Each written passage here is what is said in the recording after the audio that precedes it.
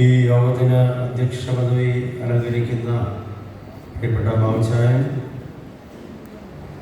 ആശംസകൾ അറിയിക്കുന്ന Edavankad saint Mary's orthodox ഇടവകയുടെ ട്രസ്റ്റി ഷാജി ഇടവു, ബഹുമാനപ്പെട്ട സെക്രട്ടറി പ്രിയപ്പെട്ട റെജിമോന്റിയസ്, വേദിയിലും സദസ്സിലും ഉപവിഷ്ടരായിരിക്കുന്ന പ്രിയപ്പെട്ടവരെ, മാതാപിതാക്കളെ, സഹോദരി സഹോദരങ്ങളെ, വാത്സല്യ നിധികളായിരിക്കുന്ന പ്രിയപ്പെട്ട കുഞ്ഞുങ്ങളെ, ക്രിസ്തുയേശുവിൻ്റെ നാമത്തിൽ ഏവർക്കും സ്നേഹവന്ദനം. വളരെ പ്രതീക്ഷയോടുകൂടി 2026 നാം ഓരോരുത്തരും പ്രവേശിച്ചിരിക്കുകയാണ്. വലിയ തീരുമാനങ്ങളും പ്രതിജ്ഞകളും ഒക്കെ എടുത്ത പുതിയ വർഷത്തിലേക്ക് നാം കാൽവെക്കുമ്പോൾ മുന്നോട്ടുള്ള ജീവിതാനുഭവങ്ങളെ അനുഗ്രഹമാക്കി തീർക്കുന്നതിന് ദൈവസന്നിധിയിൽ ശിരസ്സ് നമിച്ച് നമുക്ക് പ്രാർത്ഥിക്കാം. തമ്പുരാൻ കൂടുതലായ അനുഗ്രഹങ്ങളും കൃപകളും എല്ലാവർക്കും പകർന്നു നൽകട്ടെ എന്ന് പ്രാർത്ഥിക്കുകയാണ്.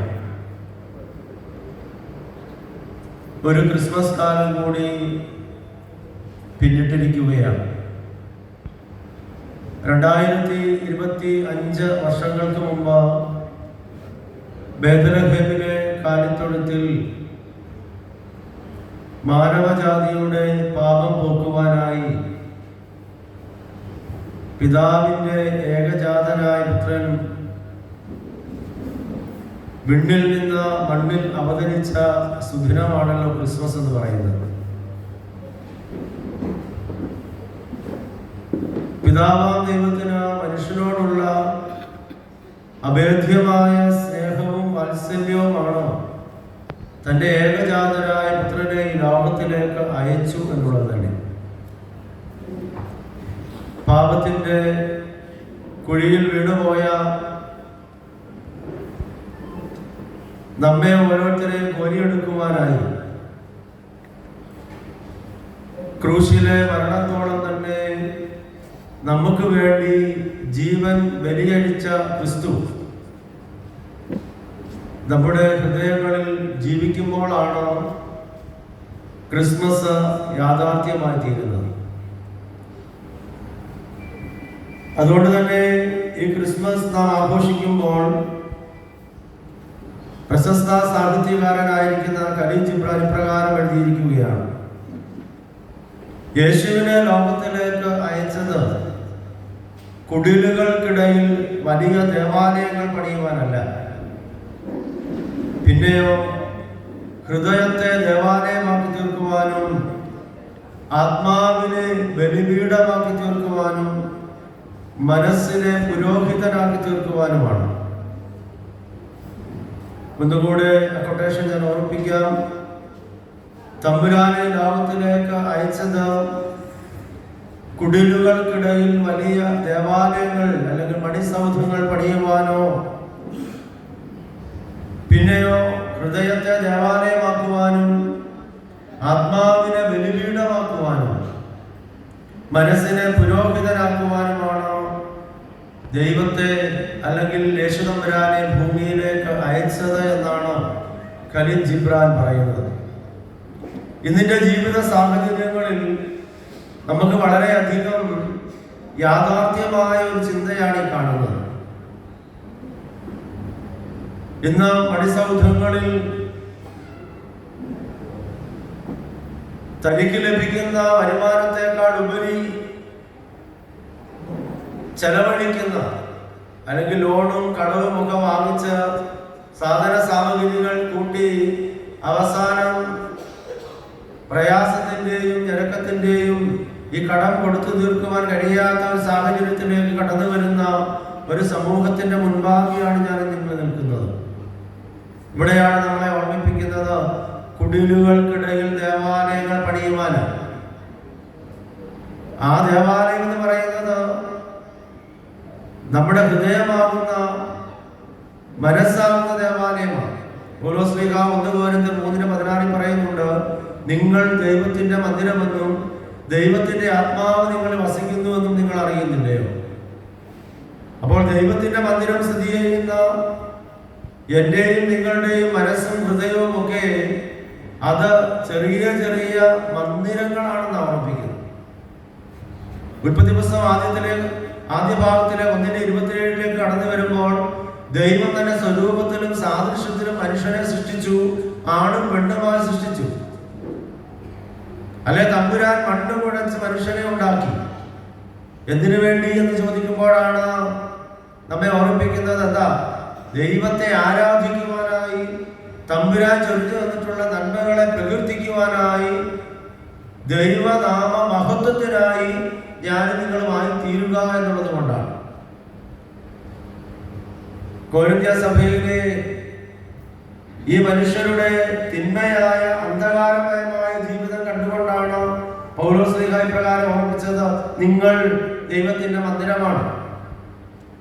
കാരണം ദൈവത്തിന്റെ കരങ്ങളാണ് നിങ്ങളെ മെനഞ്ഞുണ്ടാക്കിയത്. ദൈവത്തിന്റെ ആത്മാവാണ് നിങ്ങൾ സ്ഥിതി ചെയ്യുന്നത്. കാരണം ജീവനില്ല എന്ന് കണ്ടപ്പോൾ തന്റെ ജീവശ്വാസം നമ്മുടെ മൂക്കിലേക്ക് ഊതിയത് അത് തമ്പുരാന്റെ ശ്വാസമാണ്. അതുകൊണ്ട് ദൈവത്തിന്റെ ആത്മാവാണ് നിങ്ങൾ സ്ഥിതി ചെയ്യുന്നത്. അതുകൊണ്ട് ഈ ശരീരവും ഈ ആത്മാവും നമ്മുടേതല്ല, പിന്നെയോ ദൈവത്തിൻ്റെതാണ്. അതുകൊണ്ട് ഈ ശരീരത്തെ ആത്മാവിനെയും വിശുദ്ധിയിൽ പരിപാലിക്കണമെന്നുള്ളതാണ് ഇവിടെ നമ്മെ ഓർമ്മിപ്പിക്കുന്നത്. അതുകൊണ്ട് നമുക്ക് ലഭ്യമായിരിക്കുന്ന ഈ സാഹചര്യത്തിൽ നമ്മെ കൊണ്ട് കഴിയാവുന്ന തലങ്ങളിൽ ദൈവത്തെ മഹത്വപ്പെടുത്തുവാനൊക്കെ വേണം നമുക്ക് ഇടയാവണമെന്ന് ഓർമ്മിപ്പിക്കുകയാണ്. ക്രിസ്മസ് എന്ന് പറയുമ്പോൾ ഒന്നാമതായി പറയുവാൻ തക്കവണ്ണം ഞാൻ ആഗ്രഹിക്കുന്നത് ദൈവ കൃപയുടെ ഉത്സവമാണ് ക്രിസ്മസ് എന്ന് പറയുന്നത്. യോഹന്നാൻ സുവിശേഷം 1-ാം അധ്യായം അതിന്റെ 4-ാമത്തെ വാക്യത്തിൽ പറയുന്നുണ്ട്, വചനം ജഡമായി തീർന്നു, കൃപയും സത്യവും നിറഞ്ഞവനായി നമ്മുടെ ഇടയിൽ പാർത്തു. അതായത് ദൈവ കൃപയുടെ സാന്നിധ്യം മനുഷ്യാവതാരത്തിലൂടെ ദൈവം നമ്മോടുകൂടെ ആയിരിക്കുന്ന ഇമ്മാനുവേലായി മാറി. അതുകൊണ്ട് ദൈവത്തിന്റെ കൃപ ഡയറക്റ്റ് ആയിട്ട് നമ്മളിലേക്ക് സന്നിവേശിപ്പിക്കപ്പെടുവാൻ തക്കവണ്ണമാണ് തമ്പുരാൻ ജഡമെടുത്തത്, അല്ലെ മനുഷ്യാവതാരത്തിലേക്ക് കടന്നു വന്നതെന്നാണ് തിരുവചനത്തിലൂടെ നമുക്ക് കാണുവാൻ തക്കവണ്ണം സാധിക്കുന്നത്. വീണ്ടും നമ്മെ ഓർമ്മിപ്പിക്കുന്നുണ്ട്, അതുകൊണ്ടാണ് നമ്മുടെ കർത്താവ് സമ്പന്നരായിരുന്നിട്ടും അവന്റെ ദാരിദ്ര്യത്താൽ നിങ്ങൾ സമ്പന്നരായെന്ന് കൊരിന്ത്യർക്ക് എഴുതിയ 2-ാം ലേഖനം 8-ാം അധ്യായം 9-ാമത്തെ വാക്യത്തിൽ പഠിപ്പിക്കുന്നു. ആ സമ്പന്നതയുടെ അവസ്ഥയൊന്നും തമ്പുരാന്റെ ജീവിതാനുഭവങ്ങളിൽ കാണിക്കുന്നില്ല. അദ്ദേഹത്തിന്റെ യാത്ര മുഴുവൻ ദരിദ്രരോടുകൂടെയായിരുന്നു, അനാഥരോടുകൂടെയായിരുന്നു, വിധവമാരോടുകൂടെയായിരുന്നു, ആരോരുമില്ലാത്തവരോടും അനാഥരോടുകൂടെയായിരുന്നു. ഞെരുക്കങ്ങളുടെയും പ്രയാസങ്ങളുടെയും ബുദ്ധിമുട്ടിന്റെ അനുഭവങ്ങൾ പേറുന്നവരോടുകൂടെ ആയിരുന്നു അദ്ദേഹത്തിന്റെ ജീവിതം അദ്ദേഹം ചെലവഴിച്ചത്. ഇത് പറയുമ്പോൾ ഈ കൃപയെ നാനാജാതി മതസ്ഥരായവർക്ക് പകർന്നു കൊടുക്കുവാൻ തക്കവണ്ണം തമ്പുരാൻ ഇടയായി എന്നുള്ളത്. അതുകൊണ്ട് ഈ ക്രിസ്മസ് എന്ന് പറയുന്നത് ഒന്നാമതായി ഞാൻ പറയുവാൻ ആഗ്രഹിക്കുന്നത് ദൈവ കൃപയുടെ ഉത്സവമാണ്. ഈ ദൈവകൃപ തമ്പുരാൻ നമുക്ക് നേരിട്ട് വന്നിറങ്ങി തരുമ്പോൾ ആ കൃപയിലൂടെ മറ്റുള്ളവർക്ക് കൃപകളെ പകർന്നു കൊടുക്കുവാൻ, ഒരു യഥാർത്ഥ മനുഷ്യനായി ജീവിക്കുവാൻ എനിക്കും നിങ്ങൾക്കും സാധ്യമാവണമെന്ന് ഞാൻ ഓർമ്മിപ്പിക്കുകയാണ്. രണ്ടാമതായി ഓർമ്മിപ്പിക്കുന്നത് ഈ ക്രിസ്മസ് എന്ന് പറയുന്നത് ജീവന്റെ ഉത്സവമാണ്. യോഹന്നാൻ 1-ാം അധ്യായം 4-ാമത്തെ വാക്യത്തിൽ പറയുന്നു, അവനിൽ ജീവൻ ഉണ്ടായിരുന്നു. ആ ജീവന്റെ തുടിപ്പാണ് നമ്മുടെ ഹൃദയങ്ങളിൽ, മനസ്സുകളിൽ, നമ്മുടെ ആത്മാവിൽ, അല്ലെ നമ്മുടെ ശരീരത്തിൽ തമ്പുരാൻ നൽകിയിരിക്കുന്നത്. യഥാർത്ഥമായ പരിഭാഷ എന്ന് പറയുന്നത് അവനിൽ സംഭവിച്ചത് ജീവനായിരുന്നു എന്നാണ്. അതുകൊണ്ട് ഈ ക്രിസ്മസ് എന്ന് പറയുമ്പോൾ നമ്മുടെ മനസ്സിലേക്ക് ഓടിയെത്തേണ്ടത് ദൈവകൃപയുടെ ഒരു പ്രവാഹം ഉണ്ടാവണം. രണ്ടാമതായി ജീവന്റെ സുവിശേഷം മറ്റുള്ളവർക്ക് പകർന്നു കൊടുക്കുന്ന ജീവനുള്ളവരായി തീരണം ഞാനും നിങ്ങളും. ഇന്നിന്റെ സമൂഹത്തിൽ ഞാനും നിങ്ങളുമൊക്കെ മരിച്ചവരായി ജീവിക്കുകയാണ്. അന്യന്റെ ദുഃഖത്തിൽ കരുണ തോന്നാതെ ആരെയെങ്കിലും സഹായിക്കേണ്ടവരായിട്ടുണ്ടെങ്കിൽ അവരുടെ മുമ്പിൽ മുഖം തിരിഞ്ഞു കടന്നു പോകുന്ന ഒരു യഥാർത്ഥ ജീവിതത്തിലൂടെയാണ് ഞാൻ നിങ്ങൾ കടന്നു പോകുന്നത്. അതുകൊണ്ട് ജീവന്റെ അനുഭവം നമ്മുടെ ഉള്ളിൽ ഉണ്ടാവണം. ഈ ജീവന്റെ അനുഭവം എന്താണ് ഇവിടെ ഓർമ്മിപ്പിക്കുന്നത്? 1 യോഹന്നാൻ 5:11 പറയുന്നുണ്ട്, പിതാവ് പുത്രനുമായി പങ്കുവെക്കുന്ന ഈ ജീവൻ നൽകുന്നവനാണ് പുത്രൻ, നൽകുവാനായിട്ടാണ് പുത്രൻ മനുഷ്യനായത്. പിതാവ് പുത്രനുമായി പങ്കുവെക്കുന്ന ഈ ജീവൻ നൽകുവാനായിട്ടാണ് പുത്രൻ മനുഷ്യനായത്. നമുക്കറിയാം, പിതാവ് പുത്രൻ പരിശുദ്ധാത്മാവ്, തൃത്വത്തിൽ ഏകത്വവും ഏകത്വത്തിൽ തൃത്വവും. ഇവര് മൂന്നും ഒന്നാണ്, എന്നാൽ ഒന്നെന്ന് പറയുന്നത് ഇവര് മൂന്നുമാണ്. ഇവരെ ആർക്കും മാറ്റി നിർത്തുവാൻ കഴിയുകയില്ല. ഇവര് മൂന്നും കൂടെ ചേരുന്നെങ്കിൽ മാത്രമേ ഒന്നായി തീരുകയുള്ളൂ. അതുകൊണ്ട് ഇവരിലുള്ളതായ ആത്യന്തികമായ ഉണ്മ എന്ന് പറയുന്നത് സ്നേഹമാണ്, ജീവനാണ്. ഈ സ്നേഹത്തിൽ, ഈ ജീവനിൽ ഒരുമയോടെ ജീവിപ്പാൻ തക്കവണ്ണം നമുക്കിടയാവണം. പ്രശസ്ത സാഹിത്യകാരനായിരിക്കുന്ന John Tyler weep not for me എന്ന പുസ്തകത്തിൽ ഇപ്രകാരം പറയുന്നുണ്ട്, എന്താണ് ജീവന്റെ ലക്ഷണം? മറ്റുള്ളവർ ശ്രദ്ധിക്കാത്ത നിന്നെ ശ്രദ്ധിക്കുന്നതും, സാധാരണ കാര്യങ്ങളിൽ അസാധാരണത്വം ദർശിക്കുന്നതും, നൂതനമായ സത്യത്തെ സചേതനമായി മനസ്സിലാക്കുന്നതും പ്രതികരിക്കുന്നതുമാണ് ജീവന്റെ ലക്ഷണം എന്ന് പറയുന്നത്. ഒന്നുകൂടെ ഞാൻ പറയാം, മറ്റുള്ളവർ ശ്രദ്ധിക്കാത്ത നിന്നെ ശ്രദ്ധിക്കുന്നതും, സാധാരണ കാര്യങ്ങളിൽ അസാധാരണത്വം ദർശിക്കുന്നതും, നൂതനമായ സത്യത്തെ സചേതനമായി മനസ്സിലാക്കുന്നതും പ്രതികരിക്കുന്നതുമാണ് ജീവന്റെ ലക്ഷണം. ആൾക്കൂട്ടത്തിന്റെ ഇടയിൽ അത്തിമരത്തിന്റെ മുകളിലിരുന്ന സക്കായിയെ ആരും കണ്ടതല്ല. പക്ഷേ അത്തിയുടെ ചൂട്ടിൽ വന്നപ്പോൾ തമ്പുരാൻ പറഞ്ഞു, സക്കായിയെ നീ വേഗം ഇറങ്ങി വരിക. ഒരുവൻ പോലും മനുഷ്യൻ മനസ്സിൽ ചിന്തിച്ചില്ല തമ്പുരാൻ അവന്റെ കൂടെ പോയി പാർക്കണം. പക്ഷേ ഇന്ന് ഞാൻ നിന്നോടുകൂടെ പാർക്കുവാനായി വരുന്നു എന്ന് പറഞ്ഞ് സക്കായിയെ പോലും വിറയിൽ കൊള്ളിക്കുന്ന ഒരു അദൃശ്യമായ കൃപയുടെ സാന്നിധ്യം സക്കായിലേക്ക് കടത്തി ചെല്ലുകയാണ്. അവിടുന്ന് സക്കായി പുതുക്കം പ്രാപിക്കുകയാണ്, രൂപാന്തരം പ്രാപിക്കുകയാണ്. തമ്പുരാനെ കാണണമെന്ന ഒരു ആഗ്രഹം മനസ്സിൽ വന്നപ്പോൾ തന്നെ തമ്പുരാൻ അവനെ കാണുകയും അവനോടൊപ്പം ഭവനത്തിലേക്ക് കടന്നു ചെല്ലുകയും അവൻ പറയുകയാണ്, ഞാൻ ആരിൽ നിന്നെങ്കിലും അപഹരിച്ചിട്ടുള്ളത് 1 4 വീതം ഞാൻ തിരിച്ചു കൊടുക്കുന്നു. ഇതാണ് ക്രിസ്തു എന്റെ ഉള്ളിൽ വസിക്കുമ്പോൾ നമ്മളിൽ ഉണ്ടാവേണ്ട മാറ്റം, മാനസാന്തരം, പശ്ചാത്താപം, രൂപാന്തരം എന്ന് പറയുന്നത്. ആരോടെങ്കിലും എന്തെങ്കിലും തെറ്റുകുറ്റങ്ങൾ അല്ലെങ്കിൽ എന്തെങ്കിലും കുറവുകൾ നമുക്കുണ്ടെങ്കിൽ അവരോട് പോയി ക്ഷമിക്കുക എന്നുള്ളത്. അത് ബലിയർപ്പണത്തെ പറ്റി മത്തായിയുടെ സുവിശേഷത്തിൽ പറയുന്നുണ്ട്. ആകയാൽ നീ ബലിയർപ്പിക്കുവാൻ ബലിപീഠത്തിലെ അടുക്കലേക്ക് കടന്നു വരുമ്പോൾ നിന്റെ സഹോദരന് നിന്റെ നേരെ വല്ല വിരോധമുള്ളതായി ഓർമ്മ വന്നാൽ എന്ത് ചെയ്യണമെന്ന് പറയുന്നത്? ബലിവസ്തു ബലിപീഠത്തിന് മുൻപാകെ വെച്ചിട്ട് പോയി മുന്നമേ സഹോദരനോട് രമ്യമാകും. ആ ഭാഷയുടെ ശൈലി നിങ്ങൾ നോക്കണം. എന്താണ് പറഞ്ഞത്? നിന്റെ സഹോദരന്, അല്ല നിനക്ക് സഹോദരനോടെന്നല്ല, നിന്റെ സഹോദരന് നിന്നോട് എന്ന് പറഞ്ഞാൽ അവന് നിന്നോട് എന്തെങ്കിലും പ്രയാസമുള്ളതായി നിനക്ക് തോന്നിയാൽ അവൻ ഇങ്ങോട്ട് വരണമെന്നല്ല പറഞ്ഞത്, ഞാൻ അങ്ങോട്ട് പോയി രമ്യമാകുക എന്നുള്ളത്. അതാണ് ജീവന്റെ ലക്ഷണം എന്ന് പറയുന്നത്.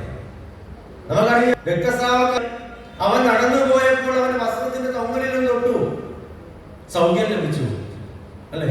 ഇതാണ് സാധാരണക്കാർ ദർശിക്കാത്തതിനെ ദർശിക്കുന്നതെന്ന് പറയുന്നത്, അല്ലെ ആരും കാണാത്തതിനെ കാണുന്നത് എന്ന് പറയുന്നത്. ആ വസ്ത്രത്തിൽ നിന്ന് സൗഖ്യത്തെ പകർന്നു കൊടുക്കുവാൻ ഇടയായി.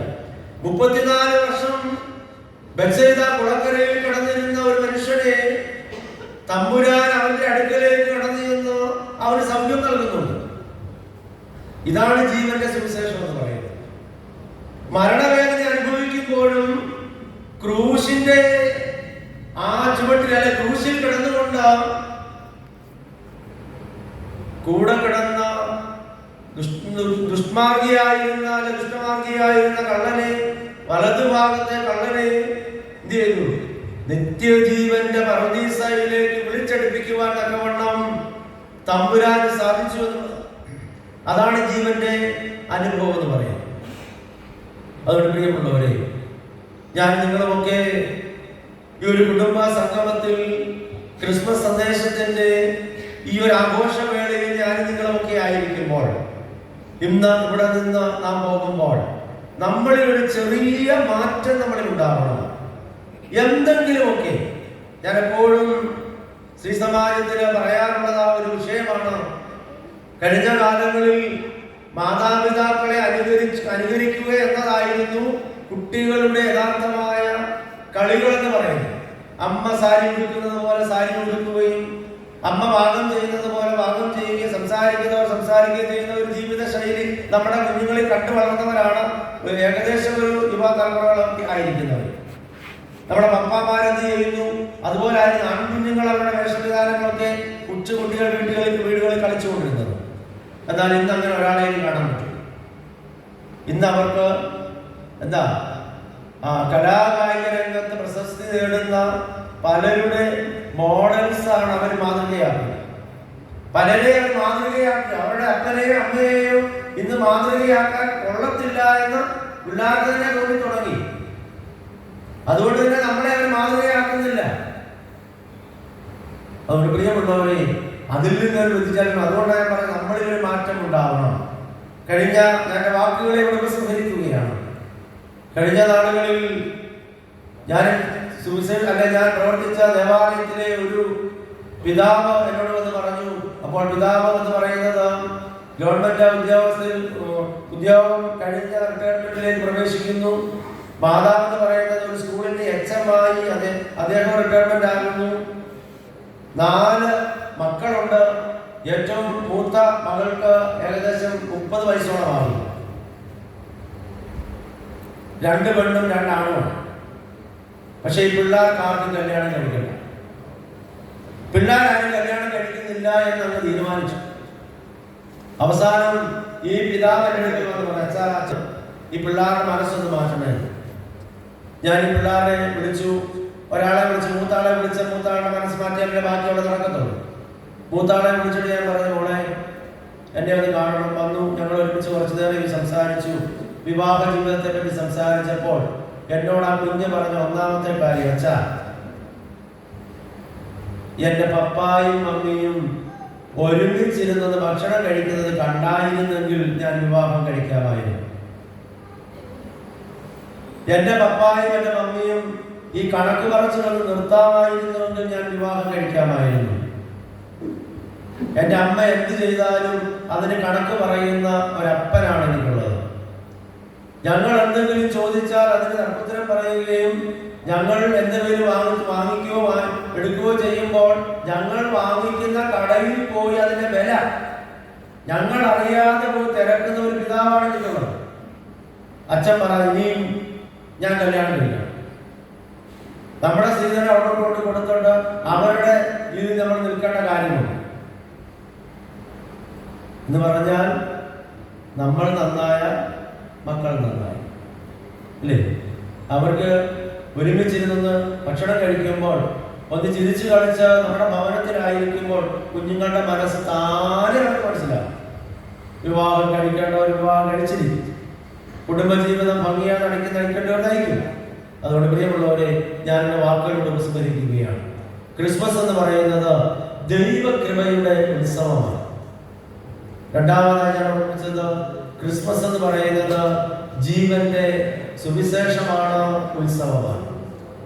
ഈ ജീവിതാനുഭവങ്ങളിൽ നമ്മുടെ ജീവിതത്തെ ആക്കി തീർക്കേണ്ടപ്പോഴും ദൈവത്തിന്റെ പരിശുദ്ധാത്മാവ് നമ്മെ എല്ലാവരെയും സഹായിക്കട്ടെ എന്ന് പ്രാർത്ഥിക്കുന്നു.